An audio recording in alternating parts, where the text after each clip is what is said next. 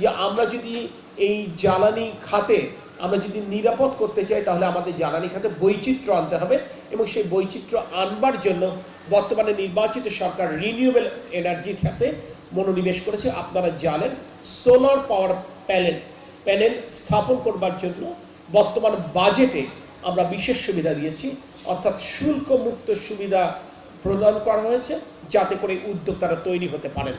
এখানে শুধুমাত্র সরকারি স্থাপনার ছাদে আমরা রুফটপ সোলার বসাবো ব্যাপারটা শুধু এরকম নয়, বেসরকারি খাতও এগিয়ে আসতে পারে। আমি বিসিক উদ্যোক্তাদের বলবো আপনারা কয়েকজন উদ্যোক্তা যৌথভাবে যশোর বিসিকে আপনারা এরকম একটি রিনিউয়েবল এনার্জি থেকে বিদ্যুৎ উৎপাদন একটি উদ্যোগ গ্রহণ করতে পারেন। এ ব্যাপারে সরকারের তরফ থেকে নীতি সহায়তা যেটুকু দেবার সুযোগ আছে আমরা ইনশাল্লাহ আপনাদেরকে দিব। এবং পাশে আমাদের একটি প্ল্যান ছিল ওয়েস্ট টু এনার্জি, অর্থাৎ বর্জ্য থেকে বিদ্যুৎ উৎপাদনের, সেইটি যে কোনো কারণে হোক আলোর মুখ দেখেনি। আমরা স্থানীয় সরকার প্রকৌশল অধিদপ্তরের সাথে কথা বলছি যাতে করে আবারও আমরা এই প্রজেক্টটাকে আবার চালু করতে সমর্থ হই।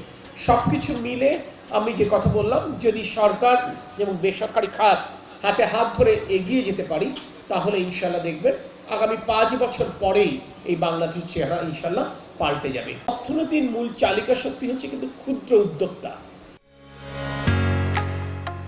ঢালাইয়ের সেরা প্রিমিয়ার সিমেন্ট। যত বেশি ক্ষুদ্র উদ্যোক্তা তৈরি করতে পারবো আমরা তত অর্থনীতি গতিশীল হবে এবং ক্ষুদ্র উদ্যোক্তা তৈরির জন্য বর্তমানে নির্বাচিত সরকারের ভূমিকা রয়েছে। বিশেষ করে যুব বিষয়ক মন্ত্রণালয়, মহিলা বিষয়ক মন্ত্রণালয় এই ক্ষুদ্র উদ্যোক্তা তৈরির জন্য যথাযথ প্রশিক্ষণ এবং বিশেষ একটা আমি বলবো স্পেশাল ফান্ড অ্যারেঞ্জ করা হয়েছে যেখানে বিনা সুদে এই সমস্ত ক্ষুদ্র উদ্যোক্তাদেরকে আমরা তাদের উদ্যোক্তা তৈরি করবার জন্য প্রাথমিক যে পুঁজি তার একটি সরবরাহ করতে সমর্থ হয়।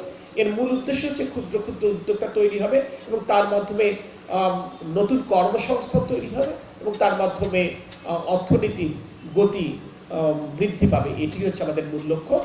আমি মনে করি এই সব দিক মিলে সরকার এবং বেসরকারি খাত যদি হাতে হাত ধরে এগিয়ে যেতে পারে তাহলে আমি মনে করি বাংলাদেশ এগিয়ে যাবে।